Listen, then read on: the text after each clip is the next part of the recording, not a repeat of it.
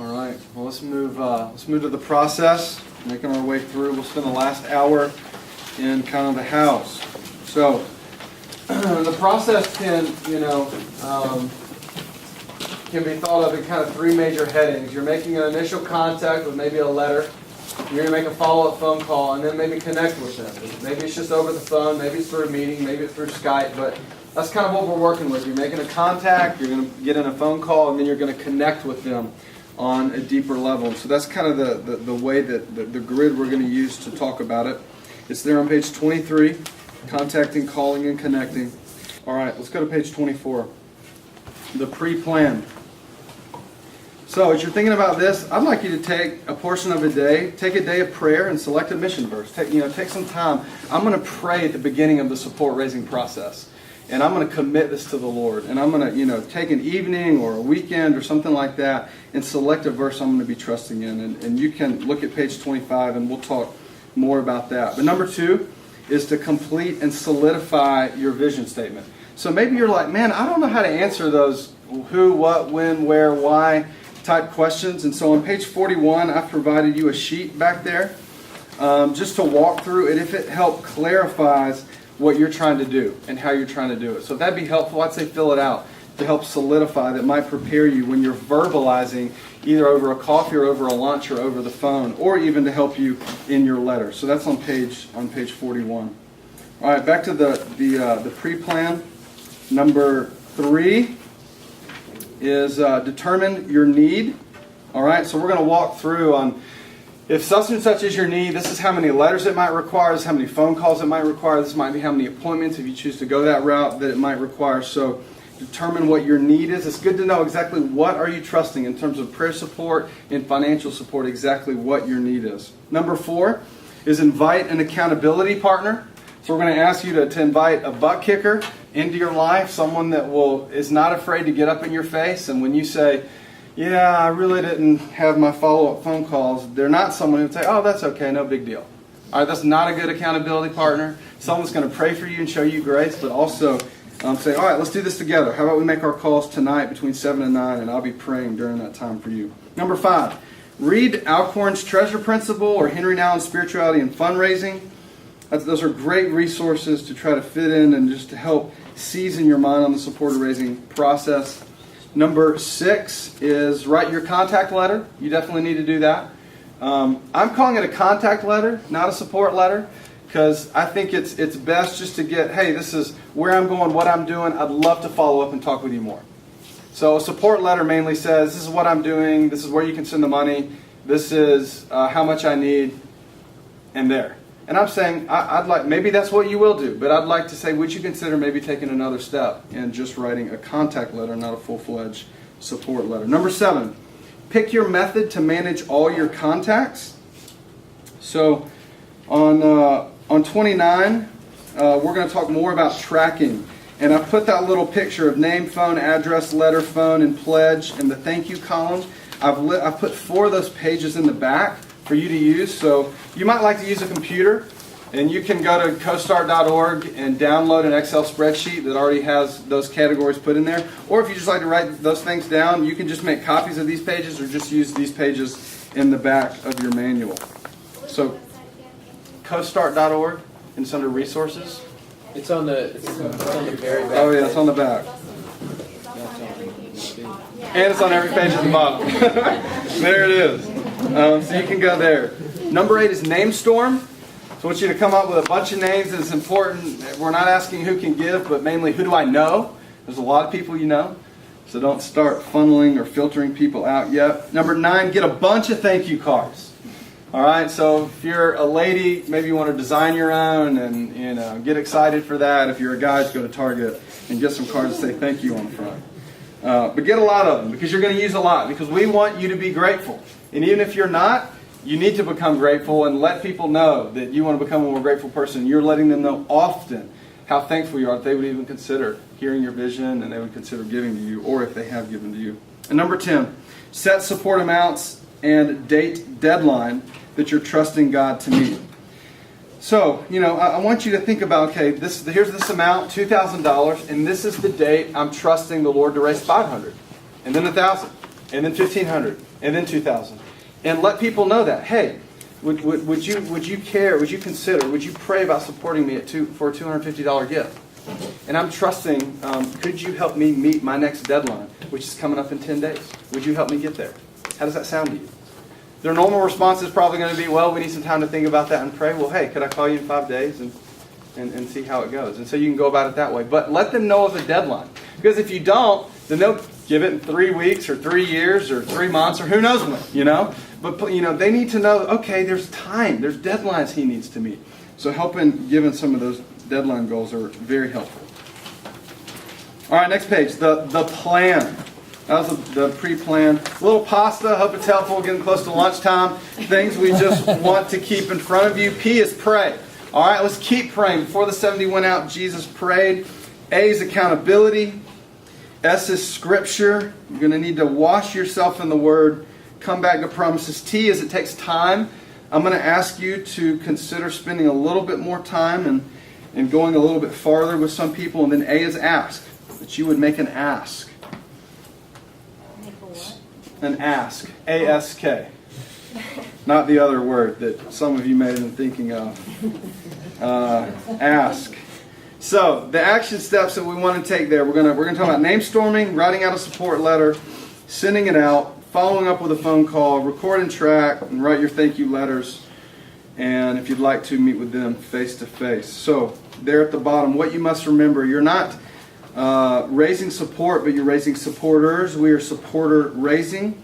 We're raising people, not projects to finance a need. Our ultimate need is prayer in the hearts of people. You can raise support and forfeit raising any prayer, but it is nearly impossible to raise people in their prayers and not have their finances follow, because people's money follows their heart. So name storming on page 26. This is the first part of the process, and the little blanks there are as many as possible. Those are the words there, as many as possible. So again, we're thinking about who's taken an interest in your life. Coaches and teachers and professors and parents and grandparents and doctors and friends and churches and members and neighborhood buddies. Clubs you're a part of. And we want to find all address and contact information. That's what we want to do. We want to get their address, we want to get their contact information. And the next blanks are, we want to start with a top 10 list. So you don't maybe potentially, if you're going to try to really follow these up, if you're just sending out a broad batch of letters, then send them all out at once. I would say, maybe start with 10. 10 people that you're going to send letters to, and you can actually follow up with a phone call. So don't send 20 or 30 out all at once, because it's hard to follow all those people up and keep track of where they are in the process. But send out 10 and follow those throughout, and then send another 10. Follow those throughout. Then send another 10 and follow those throughout. So make a list. Who could give 500 or more? And then who could give 200 or more? 500 or more too. Maybe write some names down. Here's some people that you might ask to consider that.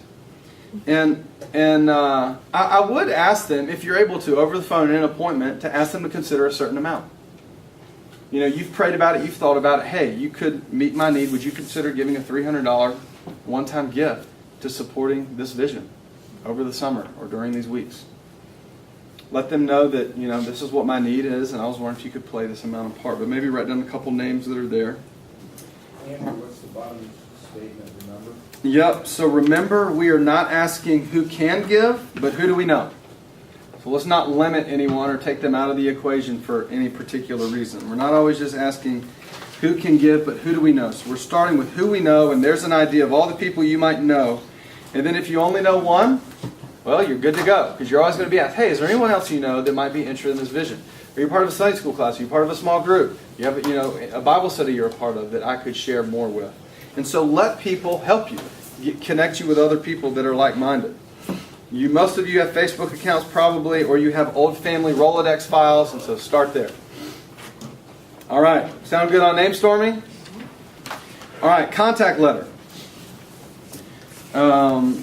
This is your first impression, okay? First impression with a contact letter. Now, if it were to be 3-4 paragraphs, this is what I would put in there. Under Roman numeral 2, this is kind of where you're introducing your ministry's influence to them. So, hey, introduce them to the ministry you're going to be involved with while you're over there. That might be the second paragraph after you give a real quick personal update. That's Roman numeral 2, introduce or introduction. Roman numeral 3, maybe the third paragraph would be you're informing them about the specific opportunity that you have. And then the fourth paragraph on communicating the need is you're inviting them. Inviting them to partner with you prayerfully and financially. So you give them a little personal update, and then you introduce them to the ministry that you're partnering with. And then the third one is you're informing them about the trip. And then lastly is you are inviting them to partner with you. And so there's two different ways to think about it. Is maybe, there's one way to think about, man, you really need to get everything out on the page because you're not going to be meeting with them. And you're not going to sit down with them. And so you're having to get a lot of information on there. And the other one, that's kind of more of a support letter. The other is a contact letter where, hey, I just want to get the bare bones down. This is, you're kind of answering under content. You see those 5 questions there to the top right. What have you been up to? Where are you headed? What are you seeking to accomplish? What do you want from me? And when will you be in touch with me? If you've kind of answered those 5 questions in your kind of contact support letter, then you're doing okay. I think the point is don't use anything less than 12 to 14 font. Don't make it more than 1 page. They're not going to read it. Let me make sure there's a lot of white on the page. Let me see white and not just font. Don't widen the margins on the on the sides and on the top. Don't make it so full, but make it something that's like someone could glance at it, spend about 10 or 15 seconds is all they're going to spend generally reading, and they're going to file it away somewhere. Generally is what's going to happen. And so for a lot of us, the need is going to be following up. But let's finish the contact letter part. So clearly communicate your need for funds. I think in the letter it's to make sure that you do that. Don't just like, hey, I'd love to hang out with you or spend a time or just catch up. And then it's like they get there and you ask them to join you prayerfully and financially. Like, whoa, where did that come from? I thought we were just hanging out. But make sure that's there. Let them see your deadline. Let them see your specific need, where you're going. Remember, maybe include prayer requests and where, if you want to put it on there, where to make checks payable to. Include the deadline mailing date. Where would they send it to if you're not going to meet with them? And then number 3, not all supporters will require a letter. Be mindful that a Facebook, a text, or a phone call may be the best means for getting an appointment to ask for support. Sometimes sending a letter to someone, and this is why I just, I'm persuading you, wanting to influence you to think about how you just think of, how you think about the support process, is sometimes sending a letter feels impersonal. So why wouldn't you just call them up on the phone or send them a text? Hey, I'd love to grab a coffee. I'd love to share with you about where the Lord's leading me this summer or this particular week. And sometimes sending a letter can come off wrong. Now, I think there's definitely people you can send letters to, maybe you haven't connected with in a while, or friends or acquaintances. But then there's some maybe real close friends or real close family members that to know that they're getting a letter like everyone else, and maybe they'd be fine with it, but maybe they look at that and go, well, why don't you just call me up or tell me more about what you're doing? I would have loved to just talk on the phone. So I want you to be aware of those certain dynamics in valuing those type of relationships. Number 4, be clear and concise. Remember the principle less is more in this letter. You're probably going to get a chance to follow up with a phone call. You might get a chance to have a coffee or a meal or to see them for 10 minutes at work. Remember, maybe you don't have to accomplish everything in the letter. You're just mainly maybe setting up your phone call or you're setting up a time to get with them one-on-one. And there at the bottom, the purpose of the contact letter is the phone call. So, by and large, this is how it often works out is people send out support letters. And so they send out, they send them all out there. And then it's kind of like, all right, well, the date's getting closer. And I'm only 10% of my goal. And all my letters are sitting under people's magazines on the counter. Man, I hope it comes in. Or you might get the idea of like, oh gosh, I'm going to have to pick up the phone. Oh no. And your hand's shaking and you can't even dial the number right on your speed dial or whatever. And then we're going to ask you to make a phone call because probably you're going to have to call and follow up some of these people. I mean, life is busy. It's not that they don't like your vision or don't like your mission or hate you because you sent them a letter. I'm just going to say, people have things going on. They're busy. You do too. Have you ever responded late to a wedding you were going to? Probably. Have you ever gotten a support letter from someone else and filed it away and said, I'll get back to that? Of course you have. Or probably, if you're being honest with yourself. And so knowing that you might, to get it in on the deadline, you might not just be able to just send out letters, but you need to call. And so the next page here on 28 is phone call equals to get them face to face. To get them face to face. Or we'll talk about in a minute, maybe you're able to ask for support over the phone. But maybe the phone call could be to get a chance to share with them a little bit deeper.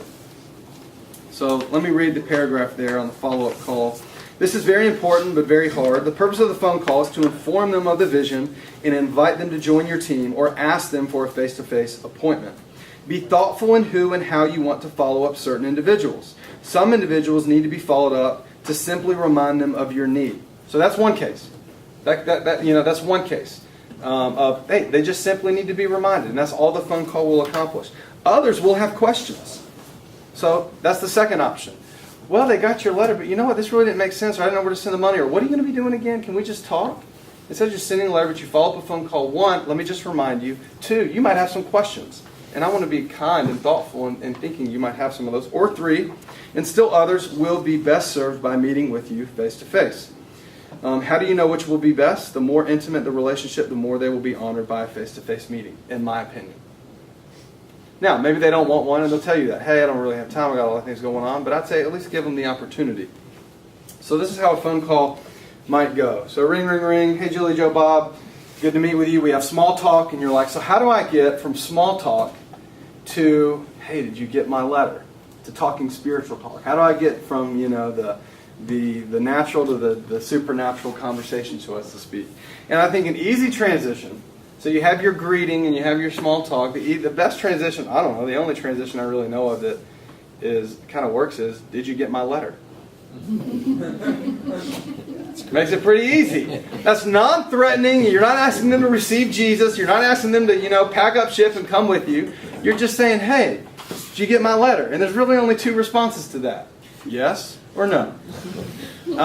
If it's yes, well, that's easy. That's great. Well, hey, I just wanted to so glad you got it. Glad you were able to see it. And you know what it said is that I'm looking for people to partner on my team in Thailand to pray and to give. And I was wondering if you came to my mind. I wanted to send you a letter and then call you back. And you came to mind, and I wanted to invite you on my team. Would you consider coming on at maybe a $200 gift? How does that sound to you? Would you and your wife pray about that? And for the people that I'm going to call like that, underneath my contact letter, I write a little, I write a little note at the bottom of the contact letter which says, hey Stan, so grateful for you. Hope you're doing well. I'll call you back in about a week, and just to follow up. And it lets him know that I'm going to call back, and it holds me accountable to calling back. That's why I write it. I write it for those 2 reasons. And so I want to do that. And I just want to add a little personal touch to this thing. And I don't think we're talking about too much extra time here to have a little bit of a phone call and to follow up. I think mainly we don't follow up because we're scared. I don't think it's mainly has to do with time. I think it's because we're scared, because it's scary. I'm scared. I just had I'm so scared that in November I had a supporter who says, I got a new job, I'm making a whole bunch more money, I'd like to give you more. Well, I can't imagine, it doesn't get much easier than that, okay? And I was even scared to send her an email to follow up with that and to set up a time to talk on the phone to let them know more about Sarah and I's need, because we just had twin boys. And I was scared. And it's like, what do you have to be scared about? She just said, hey, I would like to bless you more and be further vested in your ministry. And I'm still scared. So that was Wednesday night. That was Wednesday night. So I don't think it's really not a time thing. I think it's a sin thing, honestly, when we think about it. But to really follow up people. So I'll write that at the bottom of my letter. I'll give them about a week, and then I'll call. So the GTAC blanks there are greeting. Hey, how are you doing? How are the kids doing? What's going on in your life? Let me catch you up. And transition, did you get my letter? It's either yes or no. Yes, obviously, is easy, but what if they say no? Oh, no. You didn't? Well, oh gosh. Oh, well, let me mail you a new one and I'll call you back. See you, bye. Well, I don't think you need to go that round. Well, hey, let me just tell you what it said. Oh, you didn't get it? Man, I must have put the wrong address. I'm so sorry. It got lost in the mail. Well, hey, this is basically what it said. Well, then you just get to verbalize your letter. It makes it even better. And then you still go through the same thing. And your name came to mind because I could think of no one else that I'd rather have on my team but you. And this is why. Would you consider joining us prayerfully? Would you pray about that financially? See what they say. Well, we might, usually the response is we've either thought about it and we want to come on if they've gotten the letter. If they haven't gotten the letter, it's like, well, we need to talk about it. We need to go back and talk about it. Well, great. Well, hey, can I call you back next week and just follow up? Sure. All right, great. I'll talk with you in a week. Bye. That's what a conversation will look like. If they have questions, you can answer questions. I just wanted to call to see if there's any questions to answer. Or, hey, I just wanted to call. One, I wanted to prep you with what I was doing. But two, I'd love to get a coffee and share more. Would you be available anytime next week? Would you be available the week after that? I would just love to share more with you about what I'm doing and why. And then, the C there is confirm. I say, okay, great. Next Tuesday night, 7 o'clock, over at Starbucks in Roseville. That'd work great. I'm sorry? A's what? A's ask. Sorry. So G is greeting, T is transition, A is ask, C is confirm. What if the voicemail comes on? You say leave a voicemail and Yeah. just call back. Yep. Great question. So I generally don't leave voicemails. I just call back till I get them. Because sometimes he's left 5 or 6 voicemails. This is getting very annoying. I want to talk with the person. And I want to be able to talk with them in the moment. Follow them up in the moment. And engage them there. And not like, he's asking for so-and-so. No, I want them to hear me talk about it. Not just a short, sound bite on an answering machine. So I tend not to leave messages. Unless it's just been 3, 4, 5 calls, I'm still not getting them. And I'll leave a message and maybe wait to hear back from them. Maybe check, see, we got the right number. So that's under the Q&A. What should I do if I get their answering machine? What if they do not want to meet? So I call and, hey, I'd love to share more with you. Honestly, I just don't think it's going to be okay to meet.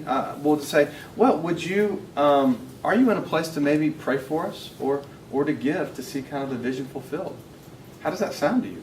And then be quiet. I know it's hard, but stop your mouth and let them answer. It's their turn to talk. And, let them, this is a dialogue, not a monologue, and so let them say some things. And I know it's going to feel like an eternity, like 3 years has gone by, but really it's only been a couple seconds, and they'll open their mouth and speak back.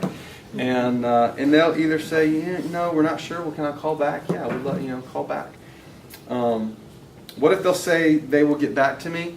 Chances are of that happening, slim to none. You need to get back with them. So just assume that's going to be on you. Can I call you back? I just call you back and kind of take it off your mind. But that's how I would approach a phone call. So it can either be, hey, just wanted to call and follow up. Did you get my letter? We'd love you guys to come on our prayer financial support team. I'd love to tell you a little bit more about it here. To, hey, do you have any questions? I know everything may not have been clear. I wasn't able to fit everything on one page. We just wanted to love and follow with questions too. I'd love to share with you personally. I can't do that with everyone, but hey, there's 6 or 7 that I would really value sharing with you personally to come on my team. And I would enjoy a time to share with you. Do you have any? And I would have 3 times in your mind with your calendar in front of you or your smartphone calendar or whatever so you can write it down. And just don't have one option to meet because they're going to say no to the first option. Because the chances that your schedule and their schedule works is not good. Or it doesn't sync perfectly. So have about 3 options on your calendar that Tuesday night doesn't work. Well, how about I'd love to take you out for lunch on Thursday. Let's go to Chipotle. Or how about Sunday afternoon? Does that work after church? So that's another way to think about it. So there's a little bit about the phone call. The little thing there at the bottom. About half of your potential donors will not have read your newsletter by the time you called, and over half will have a legitimate conflict with your first proposed appointment if you want to go that route. This does not mean that they do not want to support you. It simply means they're busy. Just push through and use it to your advantage. So look for other times when they can meet. Again, you're fighting for people's hearts here. I want you to recognize that. You're fighting them to get behind you and to rope them into this thing. Purpose of phone call, all the answers to 1 and 2. Yep. Purpose of the phone call. 1, either the support ask, or 2, to ask for an appointment. So you're going to make the support ask over the phone call. Hey, would you consider giving to us at such and such? Or you're calling them for an appointment. So those are kind of the purpose of the call. So the purposes of the letters to set up the call. The purpose of the call to set up the ask or an appointment. Sound good? So some of you, I would like to persuade you to kind of go that far maybe, to go there.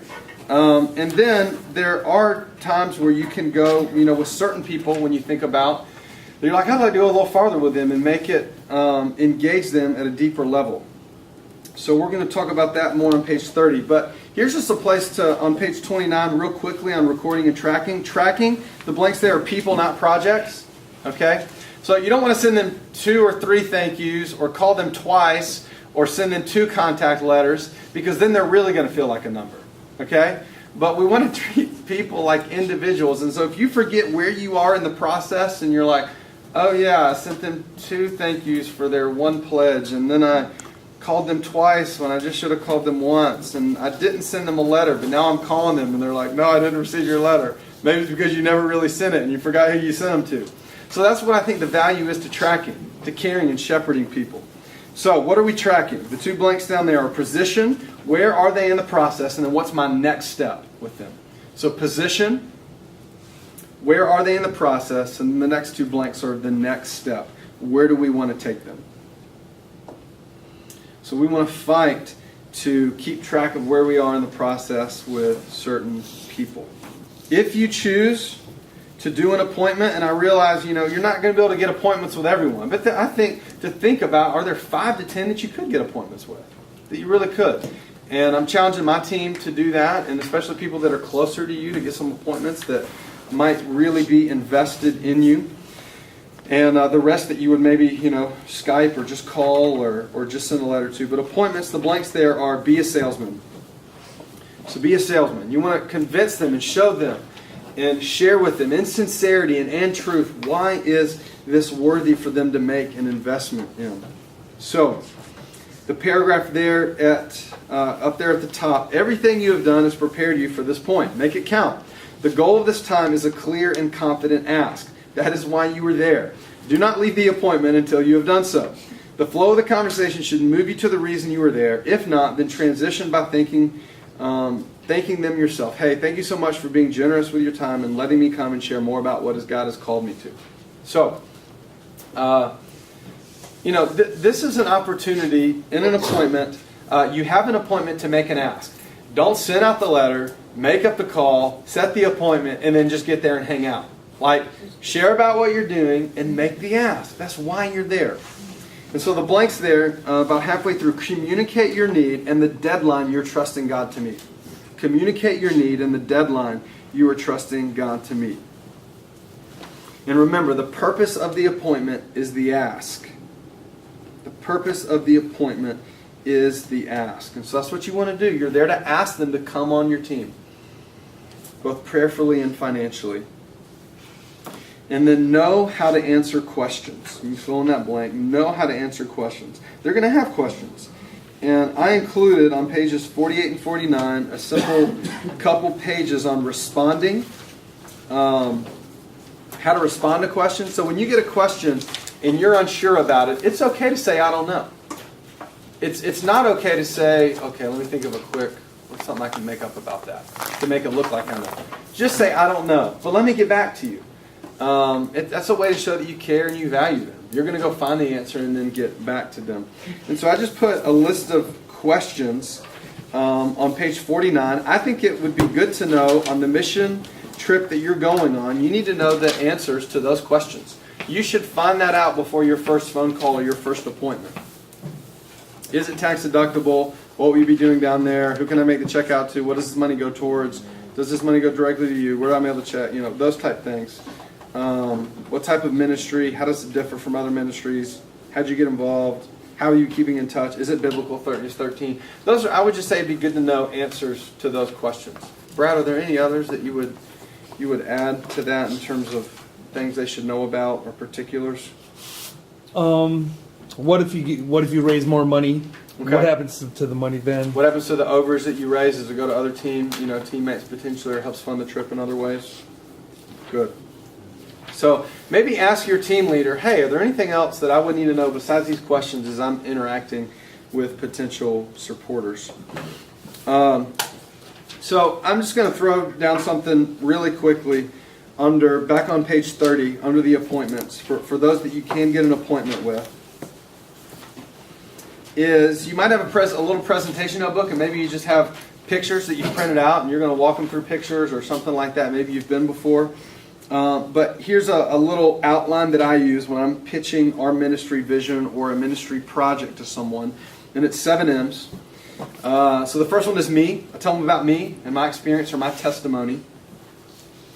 Number 2 is the ministry. How did I get exposed to this particular ministry I'm going with, and what are their distinctives? How are they different from others? So I talk about me, and then the ministry I got involved with, and then, well, what's the mission? Like, what's the purpose of the trip? What's the mission statement of the ministry? It's just easy to move from me to my exposure to the ministry to, well, this is what this ministry is about. And then methodology. So how do we accomplish that mission or that trip goal? And I'm going to talk about it. Here's the method that we're going to take. After I answer those questions, I'm going to take a map out and point, well, this is where we're going. This is a cool place. Look at this. And maybe you have some facts about that place. Maybe it's in the 1040 window. Maybe there's, percentage of nominal Christians versus evangelical. Church families, unchurched families. Clean drinking water and not clean drinking water. All these type of facts that you could bring up. And then after that, I'm going to talk about, well, man, there are certain means that can really make this happen. And I was wondering if you could help make this happen for me and our team. And I wanted to talk about how you could pray and partner with us on a financial level to make these things happen. And so that's the means, M-E-A-N-S, who can make this happen. And then finally, the last M is management. And it's tax deductible. It'll come through this church or this ministry, and you'll get a tax deductible receipt. And here's my blog, and I'd like to get your email address now, and I'd like to start emailing you and updating you. Hey, do I have the right address here? Because I'd like to send you some literature at the end of the trip. I want you to know what the Lord's done. So those are some ways to think about the conversation flow of an appointment. Now, under reminders, the purpose of each is the contact letter. The purpose of that is the phone call. The purpose of the phone call is the appointment / the ask. And the purpose of the appointment is the ask. Don't be concerned by questions. Questions don't necessarily mean opposition. They could just mean intrigue. Remember, everything makes total sense in your mind. You're going. To them, they've got no clue what's going on. So they're just trying to mainly figure out information. All right, before we do a little exercise, let's go to thank yous. Page 31. Show your gratitude there at the top. Show your gratitude. Now, what I like to do is I like to send 2 thank yous. I like to meet with them and share with them what I'm doing. And so right after the appointment, I might share with them. I keep some thank yous in my car. So when I get home, I write them a quick thank you. It might be, hey, Mr. Smith, thank you so much for meeting with me. Thank you so much for potentially, considering supporting a student to go to a summer training project with a scholarship of $500. Thank you for considering that. I look forward to calling you back in a week. Appreciate the time so much. Love, Andrew. So in 2 days in the mail, what they're going to effectively get, they're going to know that they're appreciated, and they're going to hear my support ask again. Okay? Because I just basically replicated it in the thank you. I let them know if they didn't remember what I asked them to consider, now they're going to know because I sent them a thank you. This is before they gave. And then I might do that after a phone call while they're considering it because I want them to know, hey, I appreciate just the phone call. We were able to talk, and I was able to follow up with the letter before they give. And then after they give, I send them a thank you as well. So I send a lot of thank yous. And you could, if thank yous are too expensive, go get some postcards. And, the stamp's even cheaper. So, go about it that way. And maybe, or go online and order some real cheap postcards of a place that you're going and send them a thank you. So you like handwritten better than an email thank you or a text thank thank you? I think so. But if you prefer to do Facebook or email, it's okay. I think handwritten probably means a little bit more. Or do one over mail or Facebook and then do one that's handwritten. So, the blanks there, I send out at least 2 thank yous after the appointment, if you have one, and then after the pledge or the donation. It's the second time you would send it out. Send them out the day after their appointment. Do not get behind on your thank yous, or those 2 blanks. Send them out the day after your appointment. I think time is important. Do not get behind on your thank yous. It can make people feel unimportant and neglected. I just want to send them out in a timely way. They met with me. They talked with me on the phone. Hey, thank you so much. I really appreciate that. Thanks for considering this. So, you know, you're not asking for necessarily 25 or 30 bucks, but you're asking them to make an investment. So to how you treat them and relate with them and steward the relationship and write them thank yous and talk to them all goes into, well, what are you asking them for? You know, to how you go, how you make your ask, I think says a little bit to the degree of value there is in them partnering with this. Okay, so if I'm thinking about prayer partners, I at least want to say, hey, and this is what I'd like you to pray for. Here's a double click on these things. So I think there's a proportionate relationship with how you go about the process and the type of supporter you get. So next page is your commitment. So there's my John Hancock, and there can be yours. I'll name storm and gather contact information and claim 2 prayer promises. Inform an accountability partner. Personalize it and send. Follow up with a phone call. Record and track. Write a thank you letter. Write a follow-up trip thank you letter. And then maintain and cultivate my team. You might be you plan to go on trips for here on out. Well, why don't you not just send them emails out while you're on your trip, but how about during the year? Just about how you're doing and what's going on. Anything I can pray for you about. Let it be a two-way street. Those are just other ways to cultivate and to care for people.